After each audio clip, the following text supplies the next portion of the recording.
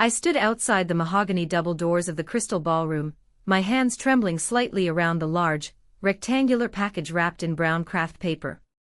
Inside the venue, the hum of polite conversation and the clinking of crystal glasses created a wall of sound that felt impenetrable. This was my parents' 40th wedding anniversary gala. It was supposed to be a celebration of love and legacy. But as I adjusted the strap of my modest handbag, a knockoff I'd bought at a thrift store to blend in, I felt that familiar knot of dread tightening in my stomach. My name is Jessica. To the world, or at least to the people inside that room, I was the unfortunate daughter. The one who didn't marry a hedge fund manager. The one who worked as an administrative assistant at a logistics firm. The one who lived in a studio apartment on the wrong side of town. My sister, Tiffany. She was the golden sun around which my parents, Robert and Linda Vanderbilt, orbited. You can do this, Jess, I whispered to myself. It's just a painting. It's a piece of your soul, sure, but to them, it's just a gift. I pushed the doors open.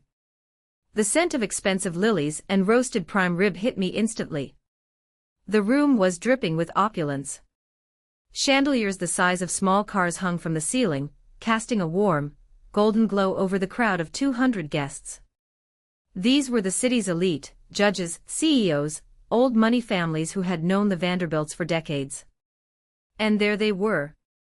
My parents stood on a raised platform near the jazz band, holding court like royalty. My mother, Linda, wore a shimmering silver gown that probably cost more than my annual rent. My father, Robert, looked dashing in his bespoke tuxedo, his face flushed with champagne and self-importance. Standing right between them, beaming like she had just won a pageant, was Tiffany. She wore a red dress that screamed for attention, clutching a glass of vintage Dom Perignon. I took a deep breath and navigated through the crowd. I saw heads turn. I saw the whispers. Oh, that's the other one. The quiet one. I kept my head high. I had spent 6 months on this gift. It was a large oil painting, a hyperrealistic portrait of the old Vanderbilt summer home, where we used to spend our summers before everything became about status and money. It captured the light hitting the lake, the peeling paint on the porch. It was a memory of the only time we were actually a family. I approached the platform just as the music died down. My father tapped his microphone. Ladies and gentlemen, his voice boomed. Thank you for sharing this milestone with us. 40 years. And what better way to celebrate than with family? He gestured to Tiffany, who giggled. And speaking of family, we have a surprise for our darling Tiffany. We know how hard you've been looking for work lately. The crowd chuckled. Tiffany hadn't worked a day in her life. So we decided to make your commute to your future interviews a little more stylish. My father snapped his fingers.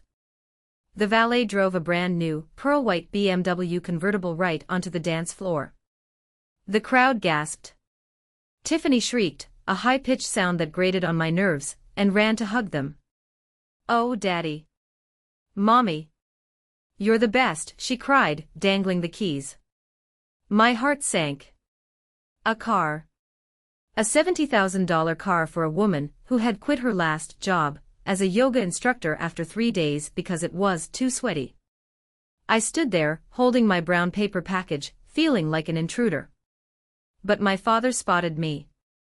Ah, and Jessica is here, he said, his tone shifting from pride to patronizing amusement. I see you brought something. The spotlight swung to me. I froze. There was no going back. I walked up the steps, my legs feeling like lead. Happy anniversary, I said, my voice steady despite the chaos in my chest. I made this for you. I tore off the paper. The painting was revealed.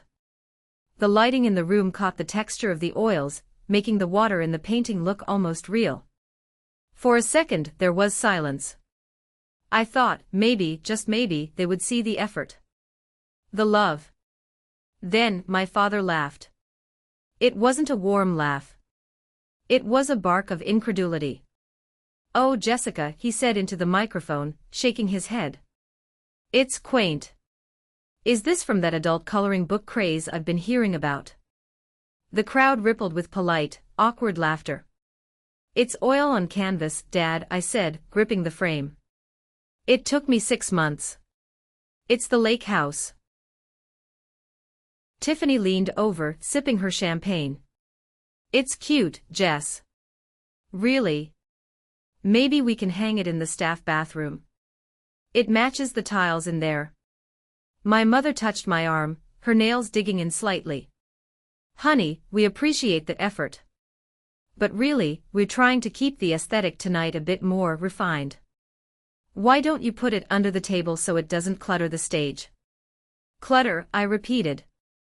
Don't look so sour, my father added, winking at the audience. At least she didn't ask us for a loan this time, right folks? Roaring laughter. I felt the blood drain from my face. I wasn't a person to them. I was a punchline. I looked at the BMW, then at my painting, my clutter. Right, I said softly. Happy anniversary. I didn't storm off. I didn't scream. I simply picked up my painting, turned my back on the blinding stage lights and walked away. But as I walked, something inside me, a tether that had held me to them for 32 years, finally began to fray. The walk from the stage to the exit felt like a mile. I could feel their eyes burning into my back. I could hear the whispers of the socialites. Poor thing. Why does she even try? I made it to the lobby, my breathing shallow. I just wanted to get to my car, drive home, and forget this night ever happened. But the Vanderbilt family never let anyone leave without a scar. Jess. Wait up. It was Tiffany. She came click-clacking across the marble floor in her heels, still holding her champagne glass. She smelled of expensive perfume and malice. You're not leaving already, are you? She asked, feigning concern. We haven't even cut the cake. It's imported vanilla bean from Madagascar. I'm tired, Tiffany, I said, adjusting the large canvas in my arms. Enjoy the car. Oh, I will, she smirked. It's gorgeous, isn't it? Dad said I deserve it. You know, for existing. She laughed at her own joke. Then her eyes dropped to the painting. You know, I was serious about the bathroom. Or maybe the garage. It has a very rustic, starving artist vibe. It's not for you, I said coldly. It was for Mom and Dad. Same difference. What's theirs is mine, eventually, she said. She took a step closer, swaying slightly. Let me see it again. Before I could pull away, she reached out. But she stumbled. It happened in slow motion. The flute of champagne tilted. The sticky, golden liquid splashed across the center of the canvas. It soaked into the sky I had spent weeks blending. It ran down the depiction of the porch like tears. Oops. Tiffany gasped, her hand over her mouth. Her eyes were dancing with delight. Oh my God, I am so clumsy. I'm so sorry, Jess. But hey, now it's mixed media. That's artsy, right? I stood there, frozen. The smell of alcohol rose from the canvas. You did that on purpose, I whispered. Don't be dramatic, she snapped, her mask falling. It's just a painting. You can make another one in your little basement, or wherever you live. God, why do you always have to ruin the mood? She spun around and walked back into the ballroom, leaving me dripping with champagne and humiliation. I walked out the side door into the cool night air. I needed to breathe. I leaned the ruined painting against the brick wall of the loading dock, near the catering vans. My hands were shaking so hard I couldn't stop them. Jessica. I turned. It was Austin. My fiancé. He wasn't invited, my parents didn't think a corporate lawyer was high status enough for the head table, ironic as that was. He had come to pick me up. He looked at me, then at the wet painting, then at my face. His jaw set.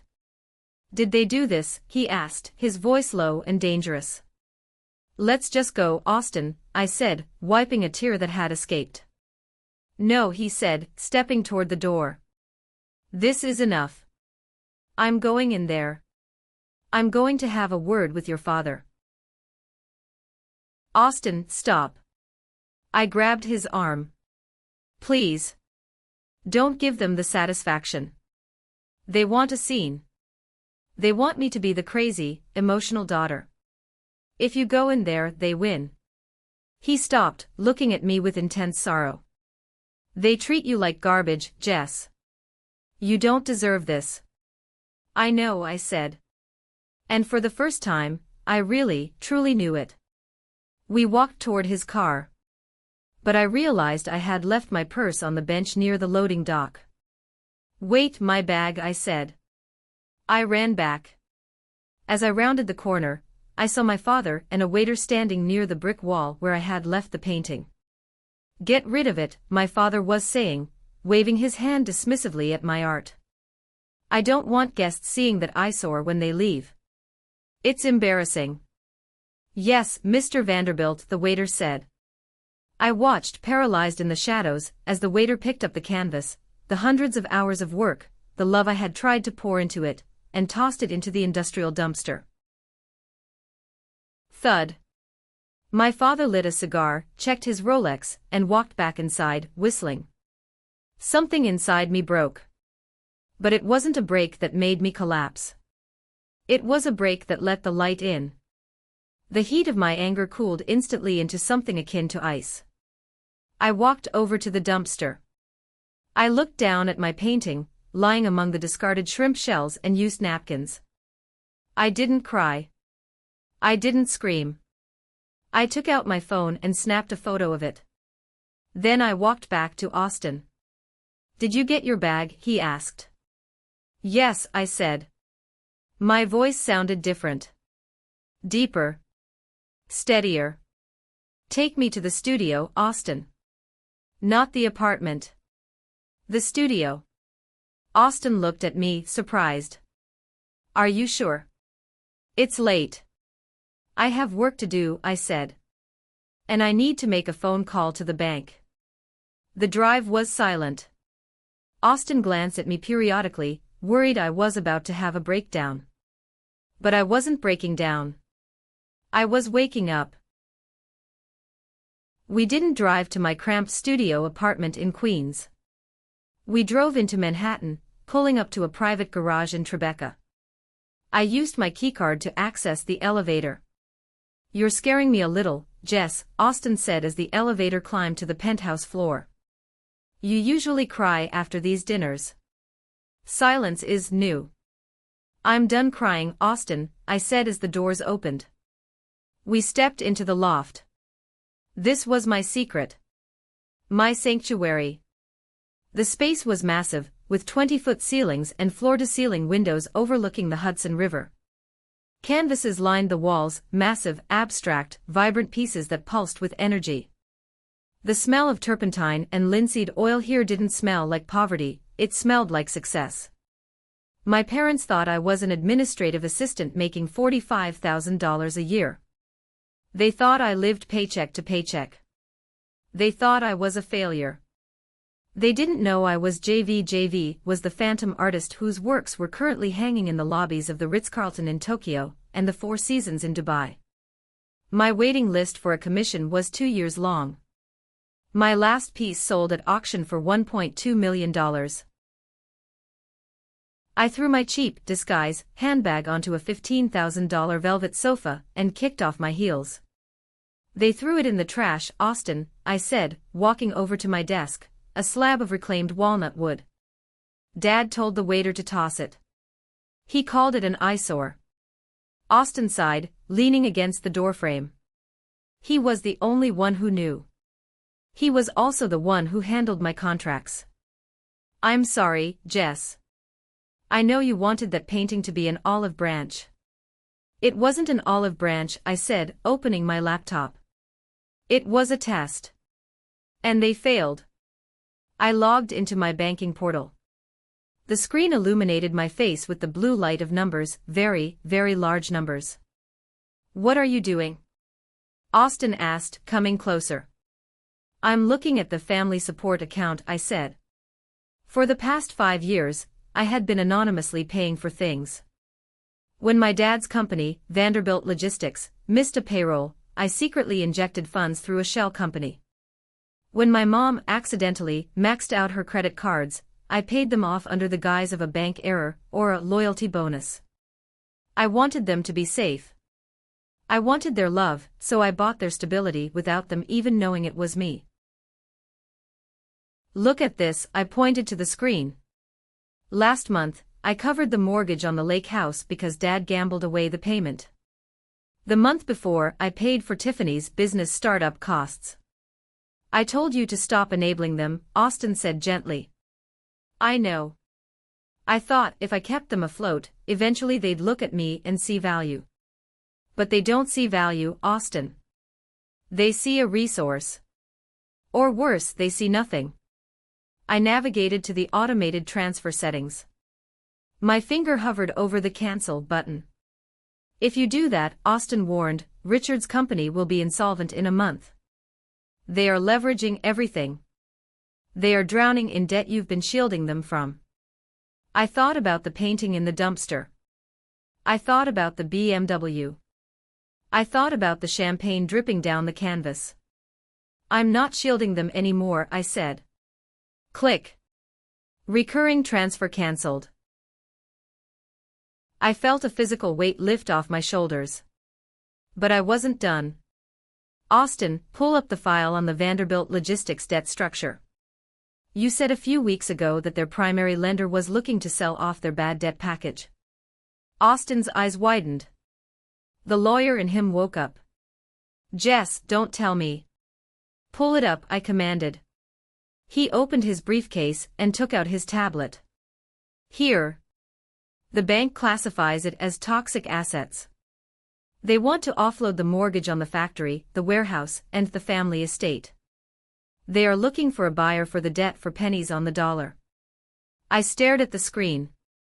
The numbers were staggering, but within my reach. "If I buy this debt," I asked, "I become the creditor. I become the one who holds the deed." "Technically, yes. Through your holding company, Aurora Holdings, you would essentially own their mortgage. You could foreclose if they miss a payment." "And when is their next payment due?" "In 10 days, Austin checked. And without your secret injection, they will miss it." I smiled. It wasn't a nice smile. It was the smile of a predator who had just realized the cage door was open. "Buy it," I said. "Buy it all. Every cent of debt they have. I want to own everything." Content summary, flashback to when Jessica was 18. She discovers her college fund, left by her grandmother, was stolen by her parents to fund the company and buy a car for Tiffany. This establishes the deep-rooted betrayal. To understand why I pressed that button, why I decided to buy my parents' debt instead of just walking away, you have to understand what happened 14 years ago. I wasn't always cold. I wasn't always calculating. When I was 18, I was a dreamer. I had just been accepted into the Rhode Island School of Design, RISD. It was my dream. My grandmother, Rose, had passed away 3 years prior, and on her deathbed, she held my hand and whispered, "I've left you something, Jessica. A seed. Let it grow. Don't let them take it." She had left me a trust fund. It was specifically for my education. $150,000. Enough to cover tuition and start my life. I remember the day I went to the bank. It was a Tuesday. The sun was shining. I had my acceptance letter in my backpack. I walked into the local branch of Chase, feeling like an adult for the first time. I sat across from the bank manager, Mr. Henderson. He was a kind man with wire-rimmed glasses. "I'd like to access the Rose Sterling Educational Trust," I said, beaming. "I need to send a deposit for my tuition." Mr. Henderson typed on his keyboard. He frowned. He typed again. Then he took off his glasses and cleaned them, a nervous tick. Jessica, he said softly. Are you sure you have the right account number? Yes, it's under my name. Jessica Vanderbilt. I see the account here, he said. But the balance is 0. The room spun. What? That's impossible. Grandma put the money in. It's a trust. It was a custodial trust, Mr. Henderson explained, looking pained. Which means your parents were the custodians until you turned 18. They had access. But they wouldn't touch it. It's for college. There were several withdrawals made over the last 2 years, he turned the screen. A transfer of $80,000 to Vanderbilt Logistics. A withdrawal of $40,000 for a vehicle purchase, Vanderbilt. And the rest, cash withdrawals. I couldn't breathe. I walked out of the bank in a daze. I drove straight to my father's office. I barged in. He was sitting there, laughing on the phone, feet up on his desk. Tiffany, who was 21 then, was flipping through a magazine on his sofa. Where is it? I screamed. I had never raised my voice to him before. He hung up the phone. Jessica. What is the meaning of this? My college fund. Grandma's money. It's gone. You took it. My father didn't look guilty. He looked annoyed. He sighed, standing up and smoothing his suit. Jessica, calm down. We didn't take it. We invested it. You bought Tiffany a Jeep. I yelled, pointing at the window where her new Wrangler sat. I needed a car for my internship. Tiffany chimed in, not looking up from her magazine. God, you're so selfish. Selfish. I choked out. That was my future. That was RISD. Listen to me, my father walked around the desk, towering over me. The business was in a tight spot. We needed liquidity. As part of this family, you make sacrifices. When the business booms, we'll put the money back. Don't be so dramatic. You can go to community college for a year or 2. It builds character. Grandma left that for me, I sobbed. Grandma is dead, my mother said, walking in from the hallway. She had heard everything. And we are alive. And we have bills. You should be grateful we put a roof over your head instead of worrying about some fancy art school where you'd just learn to paint fruit bowls. I looked at them. The trinity of selfishness. My father, the narcissist. My mother, the enabler. My sister, the parasite. I will never forgive you for this, I said. You'll get over it, my father said, dismissing me with a wave of his hand. Now get out, I have a client coming. I didn't go to RISD. I worked 3 jobs. I waited tables at a diner from 6 a.m. to 2 p.m. I worked at a library until 8 p.m. And from 9 p.m. until 2 a.m., I painted. I painted on cardboard boxes because I couldn't afford canvas. I used house paint because I couldn't afford oils. I forged myself in the fire of their betrayal.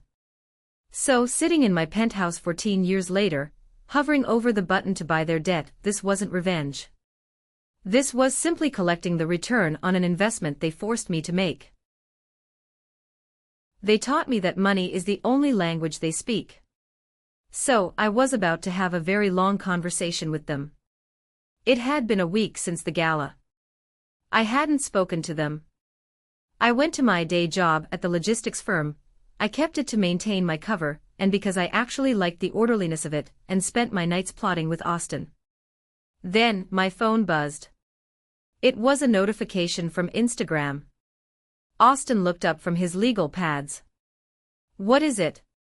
You have to be kidding me, I muttered. I opened Tiffany's profile. She had 50,000 followers, mostly bot bots and creepy men. But her latest post was viral. It was a photo. A photo of my painting. The one of the lake house.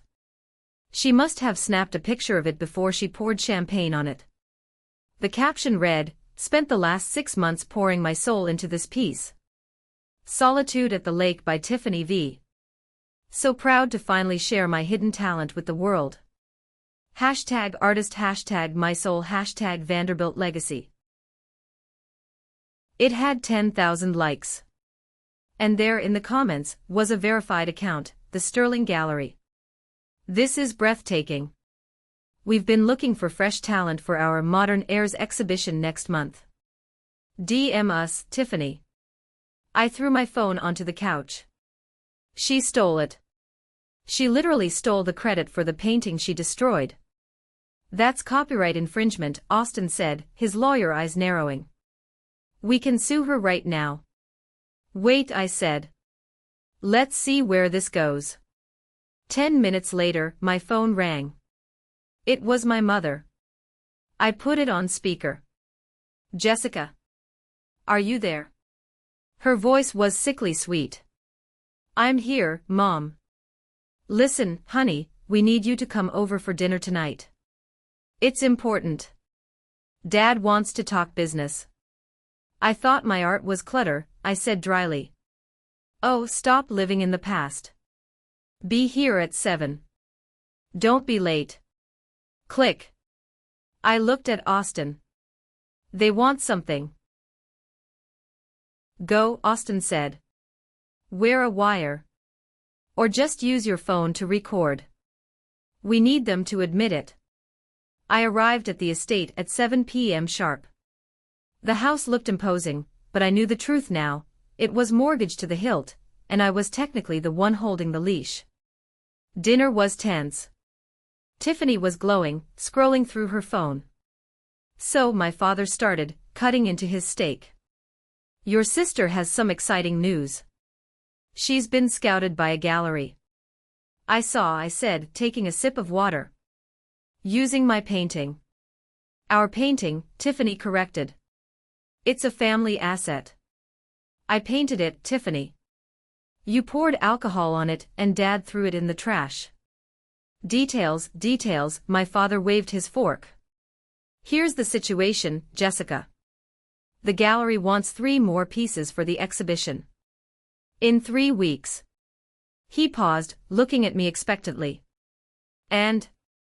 I asked. And my mother chimed in, Tiffany is obviously very busy with her personal brand. She doesn't have time to sit in front of a canvas for hours. It's tedious. You want me to paint them, I stated. We want you to help your sister succeed, my father corrected.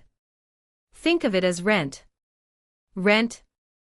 I haven't lived here in 10 years. Repayment, then, he said, his voice dropping an octave. For raising you. For feeding you. Look, Jessica, you have a little talent for copying things. Tiffany has the star power. She has the face. You, well, you're better behind the scenes. It's the natural order of things. I felt the recording app on my phone in my pocket ticking away. This was gold. So let me get this straight, I said clearly. You want me to paint 3 original oil paintings, give them to Tiffany, and let her sign her name to them and sell them. And I get what? You get to be part of this family's success, Tiffany smiled.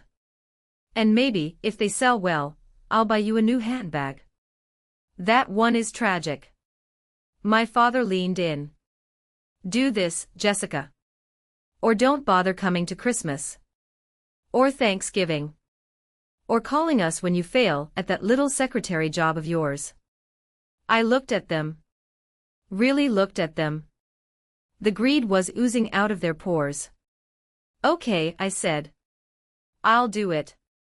Tiffany clapped. Yay. Make them big. And colorful. But not too colorful. I walked out of that house with a smile. They thought I had capitulated. They didn't know I had just baited the trap. The next morning, I wasn't painting for Tiffany. I was sitting in a glass-walled conference room at Sterling and Associates, Austin's firm. Across from us sat Sarah, a woman in her 50s with sharp eyes and a sharper bob cut. She was a forensic accountant. Next to her was Mike, a private investigator. So Sarah began, sliding a thick file across the table. You were right. It's worse than we thought. I opened the file. It was a roadmap of my father's financial destruction.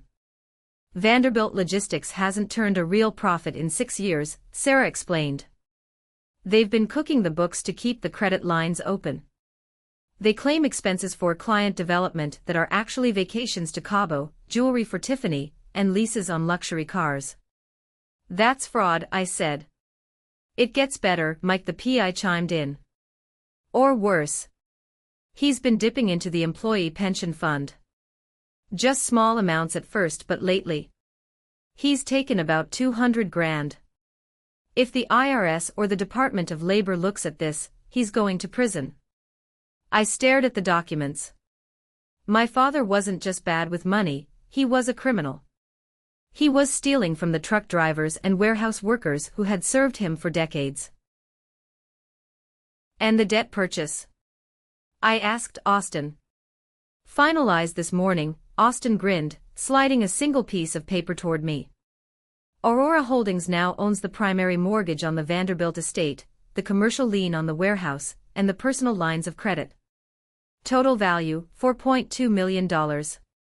Purchase price, $1.5 million. I picked up the paper. It felt heavy. I owned them. So what's the play? Mike asked. We have enough here to send him to jail. Jail is too easy, I said, studying the numbers. If he goes to jail, he plays the victim. The system got me. I was trying to save the company. No. I want him to feel what it's like to be powerless. I want him to be exposed. I looked at Austin. The gallery exhibition. That's the stage. You want to blow it up there? Mrs. Evelyn connects the Sterling Gallery, right? I asked. Yes. She's the primary benefactor. Billionaire real estate mogul. Tough as nails. Hates liars. I knew Mrs. Evelyn. Or rather, JV knew Mrs. Evelyn. She owned 3 of my paintings. We had emailed. She respected the work. I need to paint those 3 paintings for Tiffany, I said. Everyone looked at me like I was crazy. Why? Sarah asked. Because I pulled out a marker and drew a circle on the whiteboard. If Tiffany accepts the paintings, signs them, and tries to sell them to Mrs. Evelyn, she commits fraud. And if Dad facilitates it, he's an accomplice. It's not just family drama anymore. It's a felony. You're entrapping them, Austin warned. I'm giving them exactly what they asked for, I corrected. They asked for art. I'm going to give them a masterpiece. I spent the next 2 weeks in a fever state. I went to work during the day, and at night, I went to the loft. I painted 3 canvases. But I didn't paint them in my usual JV style. I painted them in a style that was technically perfect but soulless. Just like Tiffany. However, I added a hidden layer. Using a UV-reactive varnish, invisible to the naked eye but glowing bright blue under blacklight, I signed my name, JV, all over the canvas.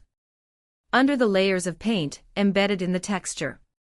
And in the bottom corner of the main piece, I wrote a message in UV ink, "Thieves cannot create." It's risky, Jess, Austin said as I loaded the wrapped canvases into the delivery van.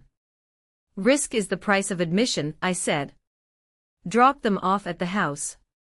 Don't let them see you. The trap was set. Now I just had to wait for the mouse to take the cheese. The Sterling Gallery was one of the most prestigious art spaces in New York. White walls, polished concrete floors, and champagne that cost more than my first car. Tonight, it was packed. The banner outside read, Modern Airs, introducing Tiffany Vanderbilt. I arrived alone. I wore a simple black dress, elegant, expensive but understated. I had spent 3 hours in hair and makeup, not to look flashy, but to look armored. My mother intercepted me at the door. "You're late," she hissed. "And why are you wearing black?" "It's a celebration, not a funeral." "It is a funeral, Mother. You just don't know it yet." "I thought it was chic," I said. "Well, try to stay out of the photos. We want the focus on Tiffany." "Actually, can you go check on the catering? The waiters are being slow with the hors d'oeuvres." "I'm a guest, Mom." "Your family. Help out." She pushed me toward the back. I walked into the main hall. There they were. My 3 paintings. Framed in gold. Lit by spotlights. And standing next to them was Tiffany, wearing a dress that looked like it was made of diamonds. She was holding court, laughing, touching the arm of a reporter. "Yes," I heard her say. The inspiration just came to me. I lock myself in the studio for days. It's exhausting, but the muse demands it. I felt bile rise in my throat. The audacity was breathtaking. "She's good, isn't she?" I turned. Austin was there, holding 2 glasses of sparkling water. "She's a sociopath," I whispered. "Look who just walked in." I followed his gaze. A hush fell over the room. Mrs. Evelyn had arrived. She was 70, tiny, with white hair cut short, and wearing a suit that commanded respect. She walked with a cane, but she didn't use it for support. She used it to point at things she wanted to buy or destroy. The crowd parted. My father practically sprinted over to her. "Mrs. Evelyn." "So honored. Please come meet the artist." "My daughter, Tiffany." Mrs. Evelyn peered over her glasses. She looked at my father, then at Tiffany, then at the paintings. She walked up to the centerpiece, a large abstract depiction of a storm. "Interesting," she murmured. Her voice carried. "The brushwork, it reminds me of someone." My father beamed. "Tiffany has a unique style. Entirely self-taught." "Is that so?" Mrs. Evelyn turned to Tiffany. "Tell me, dear. What medium did you use for the underpainting here? It has a remarkable luminosity." Tiffany froze. She blinked. "The medium?" "Yes. Oil? Acrylic? Did you use a glaze?" "Oh. Yes. The glaze. I used a lot of glaze. The best glaze. Expensive glaze." Some people in the crowd exchanged glances. Mrs. Evelyn didn't smile. "And the texture," she pressed, tapping the canvas with her cane, lightly. "How did you achieve this impasto effect without muddying the colors? Did you use a palette knife or a coarse brush?" "I used my hands," Tiffany improvised.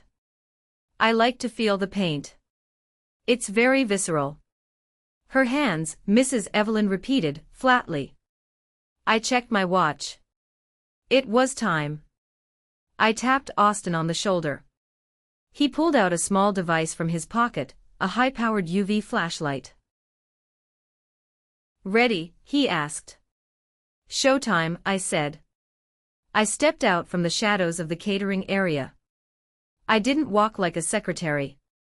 I walked like the owner of the building. "Actually," I spoke up, my voice cutting through the awkward silence. "She didn't use her hands. She used a palette knife. A size for Bob Ross-style knife, to be exact." The room turned to me. My father's face went purple. "Jessica," he barked. "What do you think you're doing? Go back to the kitchen." "No, Dad," I said, walking right up to Mrs. Evelyn. "I think I'll stay." Tiffany laughed nervously. "Oh, this is my sister. She's a little unstable. She's jealous. Ignore her." Mrs. Evelyn looked at me. Her eyes widened slightly. She recognized me.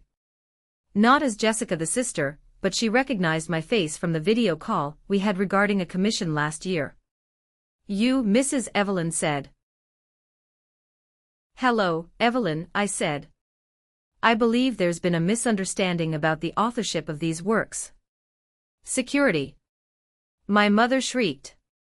Get her out of here. She's ruining the night. 2 large guards started moving toward me. If you touch me, I said calmly, I will sue this gallery for facilitating the sale of stolen intellectual property. The guards hesitated. Stolen. My father laughed, but it sounded like a dying seal. You're crazy. Tiffany painted these. Did she? I looked at Tiffany. Tiffany, tell them about the UV signature. Tiffany went pale. The what? Austin, I said. Austin clicked the flashlight on. A beam of purple light hit the painting. The room gasped. Glowing bright blue against the dark paint, repeated over and over in the texture, were the letters, JV JV JV. And right in the corner, thieves cannot create. The silence in the gallery was absolute. You could hear the hum of the air conditioning. JV. Mrs. Evelyn whispered. She stepped closer to the painting, tracing the glowing letters with her eyes. She turned to me, shock replacing her stern demeanor. You are JV. I am, I said. That's a lie. Tiffany screamed. She looked like a cornered animal. She must have vandalized my paintings. She snuck in and wrote that. Vandalized? Mrs. Evelyn scoffed. You foolish girl. That signature is under the varnish. It is embedded in the layers of the paint. It was put there during the creation process. She turned to my father. Robert. You told me your daughter was a prodigy. You told me she was the next big thing. And you tried to sell me a forgery. Mrs. Evelyn, please, my father stammered, sweating profusely. There must be a mistake. Jessica she's a secretary. She paints by numbers. She's trying to sabotage her sister because she's jealous of Tiffany's success. He turned to me, his eyes bulging with rage. He forgot where he was. He forgot the crowd. He grabbed my arm hard. Tell them, he hissed, shaking me. Tell them you ruined your sister's work. Tell them you're a liar. Let go of her, Austin stepped in, shoving my father back. My father stumbled, knocking over a pedestal with a sculpture on it. Crash. You assault me. My father roared, adjusting his tuxedo. I'll have you disbarred. Do you know who I am? I am Robert Vanderbilt. I know exactly who you are, I said, my voice rising. You are a fraud, Dad. I pulled out my phone. I have a recording of you and Mom asking me to paint these. I have a recording of you calling my art clutter right before you begged me to forge work for Tiffany. Nobody wants to hear your little tapes. My mother yelled, rushing to Tiffany's side. You ungrateful brat. We gave you life. And this is how you repay us. By humiliating us. You humiliated yourselves, I said. You stole my college fund. You mocked my talent. You used me as a piggy bank for years without knowing it. Piggy bank? Tiffany laughed hysterically. You make minimum wage. You drive a Honda. You're nobody. I looked at Mrs. Evelyn. Evelyn, would you mind telling my sister what the current market value of a JV original is? Mrs. Evelyn straightened up, looking at the Vanderbilts with pure disgust. I purchased a JV at Christie's last month for $1.2 million. These 3 paintings here. If they are authentic JVs, they are worth at least $3 million. Tiffany's mouth fell open. My mother clutched her pearls. My father looked like he was having a stroke. $3 million, he whispered. But they aren't for sale, I said. Not to you. And certainly not under the name Tiffany Vanderbilt. Get out, Mrs. Evelyn said to my parents. Get out of my gallery. I will be contacting the authorities regarding fraud. You can't do this. My father screamed. I own this town. I will sue you all. He pointed a shaking finger at me. And you are dead to me. You hear me? You are out of the will. You are out of the family. I will make sure you never work in this city again. You're going to sue me? I asked, a small smile playing on my lips. I will take everything you have, he spat. That's funny, I said, reaching into my purse and pulling out a folded document. Because I don't think you can afford a lawyer. What are you talking about? I'm talking about your debt, Dad. The mortgage on the house. The lien on the company. The credit lines. I unfolded the paper. Who do you think bought your debt yesterday? My father froze. The bank sold it. To an investment firm. Aurora Holdings. Yes, I said. Aurora Holdings. I took a step closer, invading his personal space for the first time in my life. I am Aurora Holdings. Aurora Holdings. My father repeated the name, tasting it like spoiled milk. He looked at me, then at his wife, then back at the piece of paper in my hand. A nervous chuckle bubbled up from his chest. It was the sound of a man trying to glue a shattering reality back together. That is ridiculous, he scoffed, waving a hand at the crowd of stunned onlookers. You're an administrative assistant, Jessica. You check shipping manifests for a living. You don't buy debt portfolios. You probably don't even know what a debt portfolio is. He turned to the crowd, spreading his arms wide.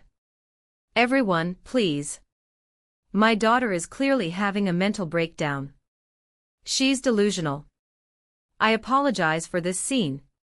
Security, please remove her. But the security guards didn't move. They were looking at Mrs. Evelyn, the owner of the gallery, who stood next to me like a granite statue. I wouldn't do that if I were you, Mrs. Evelyn said, her voice cutting through the room. I've seen JV's bank statements. She could buy this entire city block if she wanted to. JV isn't real. Tiffany shrieked, tears streaming down her face, ruining her makeup. I am the artist. I am the talent. Enough, I said. My voice wasn't loud, but it stopped Tiffany cold. I signaled to Austin. He opened his briefcase, a sleek, leather attaché that looked far more professional than anything my father had carried in years. He pulled out a thick stack of documents, bound with a blue legal clip. Robert Vanderbilt, Austin announced, stepping forward. His tone was professional, the voice of a high-powered attorney who had already won the case before stepping into court. This is a notice of default and election to sell under the deed of trust. As of yesterday, Aurora Holdings acquired all outstanding liabilities of Vanderbilt Logistics and the Vanderbilt Family Trust. Austin handed the papers to my father. Robert took them, his hands shaking so violently the paper rattled. You missed your mortgage payment on the estate 3 days ago, Austin continued. You also missed the payment on the commercial warehouse loan last week. And per the covenants of the loan agreement you signed with the original bank, which are now transferred to us, missing 2 concurrent payments triggers an immediate acceleration clause. Acceleration clause? My mother whispered. She looked faint. What does that mean? I stepped closer to her. It means, Mom, that you don't just owe the monthly payment anymore. It means the entire balance of the loan is due. Immediately. The whole balance, she stammered. For $0.2 million, I said calmly. Payable to me. Right now. My father scanned the documents, his eyes darting frantically across the lines of text. Sweat was pouring down his forehead, soaking his collar. This is illegal, he sputtered. You can't do this. I'm your father. You ceased being my father the moment you stole my grandmother's inheritance to buy Tiffany a Jeep, I replied. You ceased being my father when you threw my art in the garbage because it didn't fit your aesthetic. Right now, Robert, you are just a debtor. And I am the bank. We can work this out, he pleaded, his bravado dissolving into desperation. Jessica, honey. Look, we made mistakes. We were stressed. The business, the economy. The business is failing because you are embezzling from it, I interrupted. Sarah, the forensic accountant we hired. She found the transfers. The trips to Cabo. The jewelry. The consulting fees paid to Tiffany for doing absolutely nothing. The crowd gasped.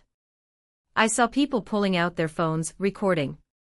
This was the end of the Vanderbilt social reign, broadcast live. You are going to prison, Robert, Mrs. Evelyn added, shaking her head. But before you go to prison, it seems you are going to be homeless. No. Tiffany screamed. She lunged at me. You jealous witch. You planned this. You wanted to ruin my big night. Austin stepped in front of me, but I put a hand on his chest. I didn't need protection. Not from her. I didn't ruin your night, Tiffany, I said. I let you have your exhibition. I let you stand up there and claim my work was yours. I let you commit fraud in front of witnesses. I just turned on the lights. I looked at the crowd. There were hundreds of people, the elite, the powerful, the people my parents had spent their whole lives trying to impress. Thank you all for coming, I addressed the room. I hope you enjoyed the show. The Modern Heirs exhibition is now closed.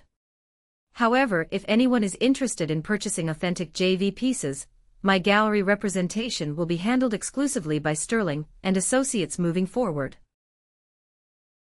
And one more thing, I said, turning back to my parents. Since you cannot pay the $4 million you owe, Aurora Holdings is exercising its right to foreclose. You have 24 hours to vacate the premises. 24 hours. My mother grabbed my arm. Jessica, you can't be serious. Where will we go? It's our home. It's my house, I corrected. And frankly, I don't want tenants who destroy the property. I saw what you did to the garden to put in that pool for Tiffany. You have until 6 p.m. tomorrow. If you aren't out, the sheriff will escort you out. You wouldn't, my father hissed. Try me. I turned on my heel and walked toward the exit. The crowd parted for me like the Red Sea. I felt Austin's hand on the small of my back, a warm, steady presence. I didn't look back at the screaming match that was erupting between my father, my mother, and Tiffany. I walked out into the cool night air of New York City, and for the first time in my life, the air didn't taste like pollution. It tasted like justice. The next 24 hours were a blur of legal motions and desperate phone calls. My phone rang 50 times. I ignored every call from Dad, Mom, and Tiffany. I only answered the call from Mr. Blackwood, the sheriff. Ms. Sterling, he said. I had legally changed my name back to my grandmother's maiden name that morning. It was the final severance. We are scheduled for the civil standby at 1800 hours. Are you sure you want to be present? These things can get ugly. I'm sure, officer, I said. I need to inspect the property. At 5:45 p.m., Austin drove us up the winding driveway of the Vanderbilt estate. It was a massive, Georgian-style mansion that screamed old money, or at least, the pretense of it. As we pulled up, chaos was already unfolding. A moving truck was parked haphazardly on the lawn, crushing my mother's prized hydrangeas. Boxes were strewn everywhere. And inside the house, I could hear screaming that penetrated the thick brick walls. We stepped out of the car just as the sheriff's cruiser pulled up. 2 deputies got out, adjusting their belts. Let's do this, Austin said, handing the eviction order to the lead deputy. We walked through the open front door. The foyer, usually pristine, looked like a war zone. Clothes were piled on the stairs. A vase was shattered on the floor. In the living room, my father was frantically stuffing silverware into a duffel bag. My mother was sitting on the sofa, sobbing into a handkerchief. Tiffany was pacing, screaming into her phone. "I can't come to the party, Jason. My psycho sister is stealing our house. No, I don't have the car anymore." "Shut up." She threw her phone onto the couch. When they saw me, the room went silent. "You," my father snarled. He looked 10 years older than he had yesterday. His eyes were bloodshot. "You actually came to watch?" "I came to make sure you don't steal the fixtures," I said coldly. "The foreclosure includes all attached appliances and permanent fixtures. Put the chandelier crystals back, Dad." I pointed to his pocket, where the crystal drops were bulging out. "This is my house," he roared, throwing the duffel bag down. "I built this family. I built this company." "You built a house of cards," Austin said, stepping forward. "And you used your daughter's money to tape it together. The game is over, Robert." "Linda." My father turned to my mother. "Do something. Talk to her. She's your daughter." My mother looked up, her mascara running down her face. She looked at me with a pathetic, pleading expression. "Jessica," she whimpered. "Please. Just give us a month. Just a month to find a place. We have nowhere to go. The hotels won't take your father's credit card." "Because the cards are cancelled, Mom," I said. "I cancelled them this morning. You see, the company credit cards are for company business. And since neither of you work for Aurora Holdings, you don't get perks." "You ungrateful little." My mother stood up, her face twisting from sadness to ugliness in a split second. "After everything we did for you. We let you live. We fed you. You stole my college fund," I reminded her. "You let me work 3 jobs while Tiffany got private tennis lessons. You made me feel like a burden every single day of my life. You didn't feed me, Mom. I fed myself." "The sheriff is here," Austin announced. The deputies stepped into the room. "Mr. and Mrs. Vanderbilt. Ms. Tiffany Vanderbilt. By order of the court, you are trespassing on private property. You have 10 minutes to gather your personal essentials and vacate the premises." "Trespassing?" Tiffany screeched. "I live here." "Not anymore, ma'am," the deputy said calmly. Then, the blame game started. It was fascinating and horrifying to watch. "This is your fault." My mother screamed at my father. "I told you that investment in the Cayman Islands was shady. I told you not to leverage the house." "My fault." My father yelled back. "You're the one who spends $20,000 a month on skincare. You're the one who needed a new Mercedes every 2 years. Shut up, both of you." Tiffany yelled. "What about me? What about my career? I'm going to be a laughingstock. Jessica, tell them I didn't know. Tell them I didn't know about the fraud." I looked at my sister. The golden child. The one who had poured champagne on my soul. "You knew, Tiffany," I said. "You knew I painted those pictures. You knew the car was bought with stolen money. You just didn't care as long as the check cleared." "Time is up," the deputy said. They began to herd them toward the door. My father grabbed his duffel bag of silverware. "Leave the bag, sir," the deputy ordered. "It's my grandmother's silver." "It's a listed asset in the bankruptcy filing," Austin corrected. "It stays." My father dropped the bag. He looked defeated. He looked small. They walked out the front door, carrying nothing but a few suitcases of clothes. The sun was setting, casting long shadows across the lawn. "Wait," Tiffany stopped near the driveway. "My car." I'm taking my car. She ran toward the white BMW convertible, the one from the anniversary party. The symbol of my humiliation. She fumbled for her keys. Actually, I called out. Tiffany froze. I walked down the steps. That car was purchased by Vanderbilt Logistics as a company vehicle. Since I now own the company. I held out my hand. Give me the keys, Tiffany. No, she clutched them to her chest. It was a gift. It's mine. It's a company asset, Austin said. If you take it, it's grand theft auto. The deputies are right there. Tiffany looked at the police, then at me. She let out a guttural scream of frustration and threw the keys at me. They landed in the grass at my feet. I hate you, she screamed. I hate you. I know, I said, picking up the keys. But unlike you, I don't need your love to survive. I watched as they dragged their suitcases down the long driveway toward the main road, where a taxi was waiting. They didn't look back. They couldn't. I turned to the house. My house. Lock it up, Austin, I said. We have a lot of renovations to do. The weeks following the eviction were the busiest of my life, but it was a good kind of busy. It was the busy of building, not surviving. The fallout for the Vanderbilt family was catastrophic and public.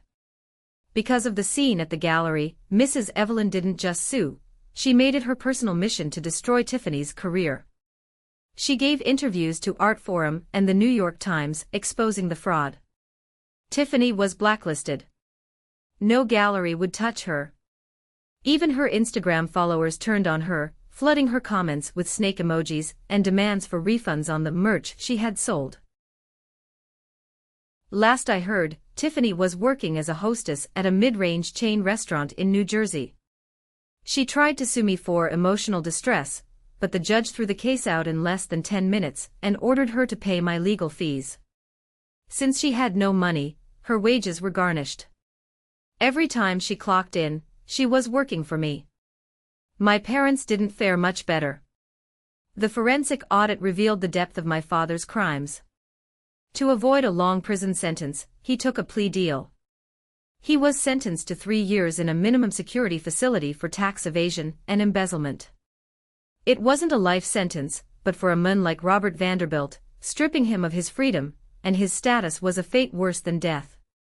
My mother, left with nothing, moved into a small, one-bedroom apartment in a rundown neighborhood. She had to get a job for the first time in 40 years. She worked specifically at a department store perfume counter, the kind of place she used to look down on. I imagine it kills her every time she has to spray a sample for a customer who ignores her. As for me, I didn't keep the mansion. It held too many ghosts. I sold it to a developer who planned to turn it into a luxury retreat. The proceeds from the sale, along with the liquidation of the company assets, including that white BMW, which I sold with immense satisfaction, went into a new project. I decided to hold one final exhibition. I called it the Rejected Collection. It featured all the early works I had done, the ones my father called clutter, the ones my mother called depressing, and yes, the centerpiece was a high-resolution photograph of the champagne-stained painting lying in the dumpster. I printed it on a massive 10-foot canvas. The opening night was packed. But this time, I wasn't the caterer. I wasn't the shadow. I was JV, and I was Jessica Sterling. Austin stood by my side, now my husband. We had eloped a week after the eviction, no big party, just us, a judge, and a promise to be everything my parents weren't. Mrs. Evelyn bought the dumpster piece for $250,000. Why? I asked her. It's a photo of trash. No, my dear, she smiled. It's a photo of resilience. It's the moment you decided to stop being a victim. That is priceless. In total, the exhibition raised over $4 million. I didn't keep the money. I didn't need it. My JV career was flourishing, and Austin's firm was doing better than ever. Instead, I established the Rose Sterling Scholarship Fund. The mission was simple: to provide full tuition, housing, and art supplies for underprivileged students who wanted to attend RISD, the dream that was stolen from me. I remember signing the paperwork for the first batch of scholarships. I looked at the names of these 18-year-old kids. I saw their portfolios. They were talented, hungry, and terrified that they couldn't afford their dreams. They won't have to wait tables, I told Austin, tears pricking my eyes. They won't have to paint on cardboard. They just get to be artists. You did good, Jess, Austin kissed my forehead. Grandma Rose would be proud. She would, I whispered. There was one loose end. A month after the exhibition, I received a letter. It was from my father, sent from prison. I sat at my kitchen table, staring at the envelope. The handwriting was shaky. Jessica, I know I have no right to ask. But the commissary fund is low. And your mother says her rent is overdue. We are family. Doesn't that mean anything? Please. Just a few thousand. For old time's sake. Dad. I read it twice. The audacity was still there. Even in prison, even after everything, he still viewed me as an ATM. He didn't ask for forgiveness. He didn't say he loved me. He asked for money. I took out a piece of stationery. I didn't write a check. I wrote a single sentence: I suggest you try painting. It builds character. I sealed the envelope and dropped it in the mail. That was the last time I ever communicated with Robert Vanderbilt. 6 months have passed since the dust settled. My life is unrecognizable from the woman who stood trembling outside the ballroom with a brown paper package. I wake up every morning in a house that Austin and I bought together. It's not a mansion. It's a renovated farmhouse upstate, with a real garden and a massive barn that we converted into a studio. It's warm. It's filled with light. And most importantly, it's filled with truth. I paint every day. Not for approval, not for survival, but for joy. Yesterday, I had to go into the city to meet with the board of the scholarship fund. It was a crisp autumn day, the kind where the leaves crunch under your boots and the air smells like wood smoke. After the meeting, I decided to walk through Central Park. It was one of those rare moments of solitude. As I walked near the bench by the duck pond, I saw a woman. She was wearing a faded coat that looked 2 sizes too big. Her hair, once perfectly coiffed and dyed an expensive blonde, was now gray and pulled back in a messy bun. She was eating a sandwich wrapped in foil, feeding the crusts to the pigeons. It was my mother. I stopped. My heart gave a single, hard thump against my ribs. She looked tired. She looked old. The arrogance that had defined her face for decades had been eroded by the harsh winds of reality. She looked at her phone, frowned, and put it back in her pocket. Probably calculating how many hours she had to stand on her feet tomorrow to pay the electric bill. For a fleeting second, a ghost of the old Jessica rose up. The Jessica who wanted to save them. The Jessica who wanted to run over, write a check, and fix it. She's your mother, a voice whispered. She's suffering. But then, another memory overlaid the image. I remembered her laughing when Tiffany poured champagne on my painting. I remembered her telling me I should be grateful for a roof over my head while she stole my inheritance. I remembered her standing by while my father called me a failure. I realized that her suffering was not my burden. It was the consequence of her choices. She chose greed over love. She chose appearance over substance. And now, she was living in the world she had created. I didn't walk over. I didn't call out, "Mom." Instead, I turned around. I walked back toward the street where Austin was waiting for me in our car. "Everything okay?" he asked as I buckled my seatbelt. "Yeah," I smiled, and it was a genuine, easy smile. "Everything is perfect. Let's go home. We drove away, leaving the park, the city, and the past behind us. I'm sharing this story with you, strangers, friends, people from all over the world, not just to vent or to brag about my revenge. I'm sharing it because I know there are so many of you out there who feel like I did. You feel like you're the backup child. You feel like you're only loved for what you can provide. You feel like you're screaming underwater. I want you to know that you can swim to the surface. You don't have to set yourself on fire to keep others warm, especially if those others are holding the match. Family isn't just blood. Blood is biology. Family is loyalty. Family is respect. Family is the people who stand by you when you're standing in front of a dumpster with a ruined painting, telling you that you're still a masterpiece. My name is Jessica Sterling. I am an artist. I am a wife. I am a survivor. And for the first time in my life, I am free. Thank you. Truly, thank you for listening to my whole story. I am so grateful for you. If you made it to the very end, please comment the letter A below. It tells me you are one of the rare ones, the people who really listen. It sets you apart from the rest. And if you have a story about overcoming a toxic family, share it in the comments. I read them all. Please check out the other videos on the channel for more stories like this. You are worthy. You are strong. See you in the next one.